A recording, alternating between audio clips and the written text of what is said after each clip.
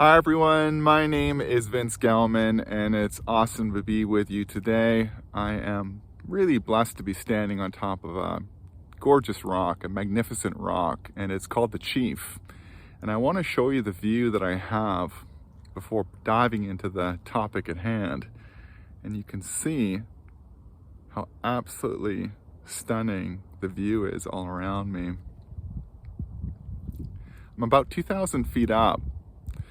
And this rock stands next to a town called Squamish, a small town, and that town is about an hour north of Vancouver where I live. So I can easily come up here, and I have come up here many times over the years. I've been blessed to be grounded and held and nurtured by this magnificent sacred rock.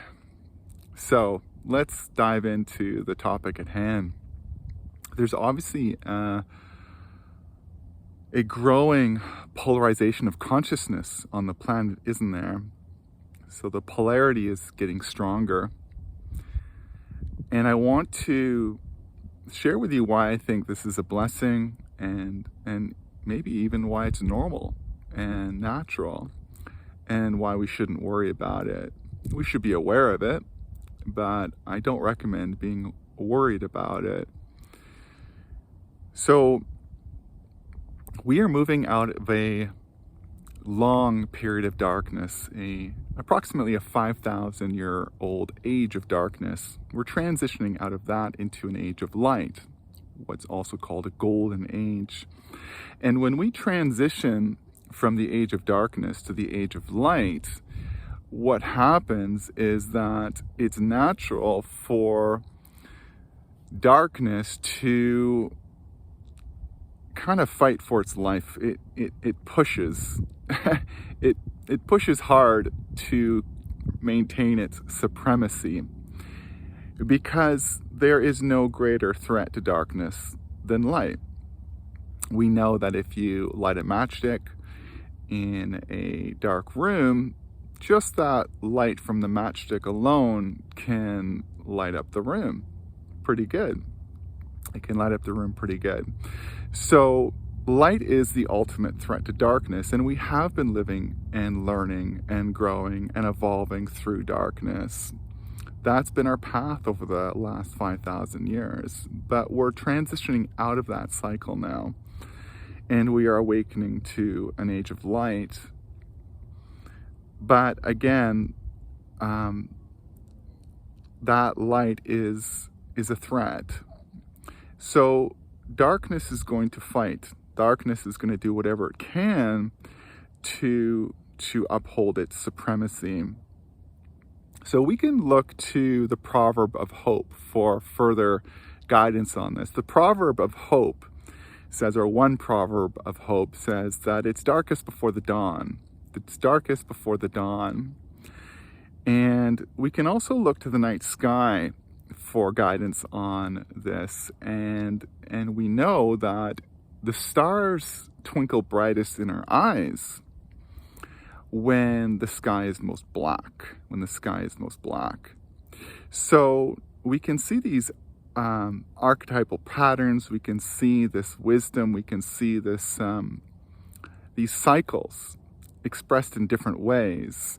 We can also look to our dark night of the soul, and how it is often when we feel most alone, most abandoned, we feel like life has turned its back on us and we just cannot hang on a moment longer, and we let go and we surrender at that most deep and darkest moment.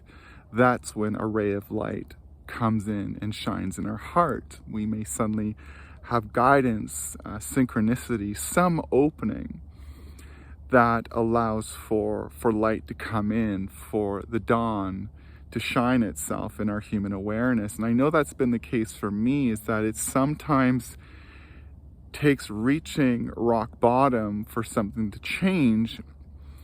And rock bottom is actually an opening. Another word for rock bottom is becoming open. And I'm thinking now of a saying, and I don't know who said this. I've researched it, but I cannot find it. And that is that man's extremity is God's opportunity. Man's extremity is God's opportunity. And so it's when things get most extreme that God can come in and shine its light. And it doesn't have to be that way. I also want to say it doesn't have to get to total extremes for light to shine through. I'm sure you know that. But sometimes it is like that. Sometimes it is like that. And right now we are experiencing a very dramatic rebirth. We are experiencing a very dramatic, and in some cases a traumatic rebirth, because there's a lot of suffering going on in the world. So polarity, the growing polarity, what it's doing is that, well, it's doing a few things. We can clearly see that the dark are making themselves more obvious. The dark forces, the nefarious forces, the corrupt forces, the abusive forces, the forces that want to take control and run a digital dictatorship, they are becoming more and more obvious, aren't they? And what's happening as they are becoming more and more obvious? Well, people are seeing them. People are seeing them for what they are, and they're waking up. They're saying, oh my God, I get it now. I see what's going on. And there's a wake up there. There's a wake up. It's one level of waking up. And many people are confusing that with being awakened. It is a level of awakening, becoming aware of the level of darkness on the planet. So there's an awakening to truth, but it is one level. And so the dark forces, what they're doing is by making themselves more obvious, they are in a way pushing people to wake up. They're pushing people to the light. So another way of saying this is that people are awakening through darkness, just like you awakened through your dark night of the soul. And we are in a collective dark night of the soul right now. This is a collective rebirth. We are moving through the birth canal, and the birth canal is dark, and we're moving towards the light at the end of the tunnel. And everybody's moving at different speeds and in different ways. And there's contractions, and there's pain, and there's confusion. But we're all going there in different ways. And the dark, in a way, is pushing us there. And the more that the dark makes itself known, and it is increasingly making itself known, it is making itself more obvious. It's if anybody wants to do their research, they can go online and easily see the dark biohacking agenda, the Great Reset agenda, the agenda to essentially take control of the food supply, eradicate free will. It's not hard to find. It's not hard to find. You know, I was thinking the other day and how it's much easier to control people when they don't know they're being controlled. It's much easier to manipulate people when they don't know they're being manipulated. But they are increasingly making their manipulative and controlling tactics more known, and so people are waking up and being unwilling anymore to be manipulated and controlled. Many people still don't know what to do. They don't know, what now. I know now, but still, where are we going as a people? Because the great tide of darkness is becoming stronger, but at minimum, people are waking up.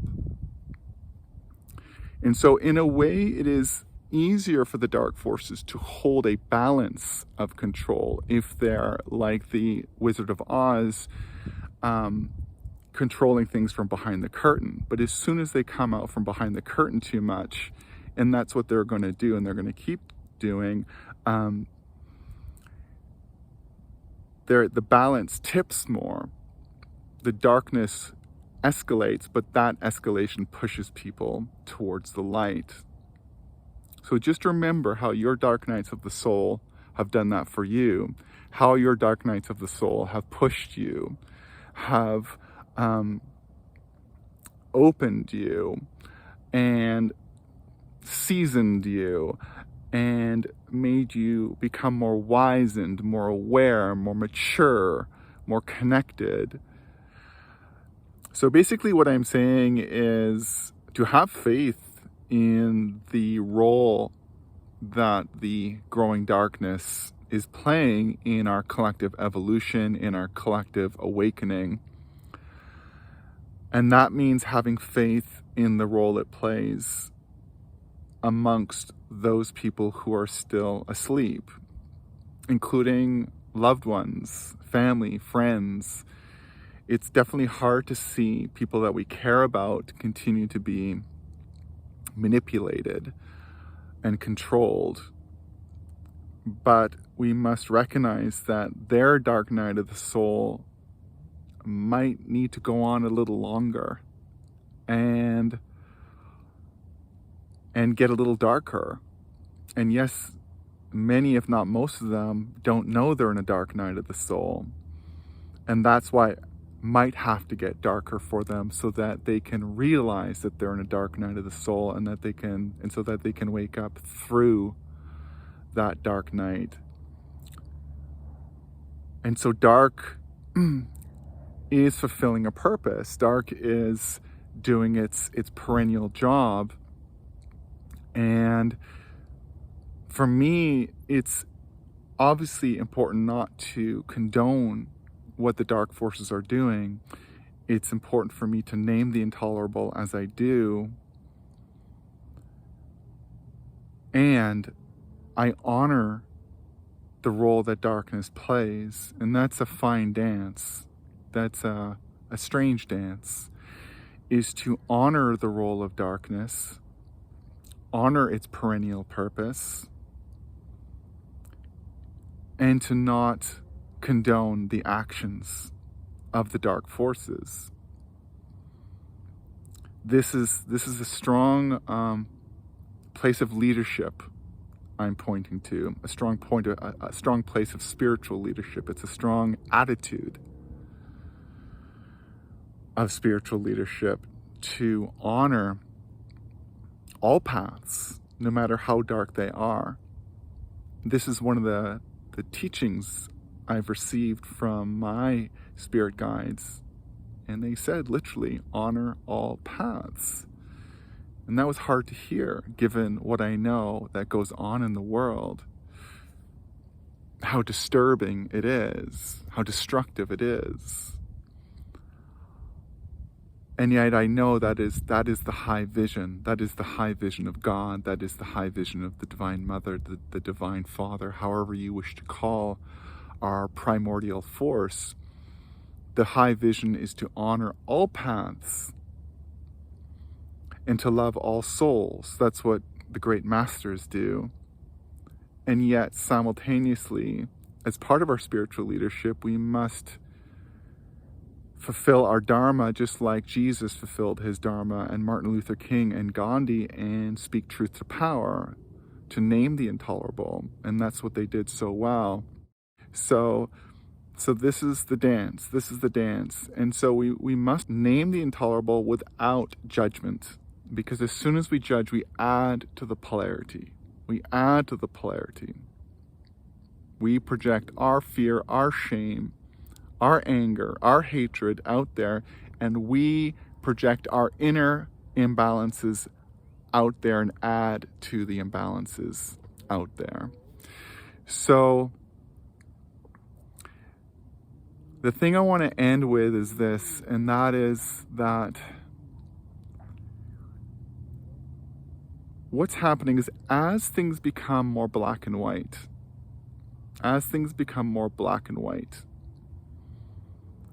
the choice becomes more obvious for people, and that is, oh, I'm not choosing that. I'm choosing that.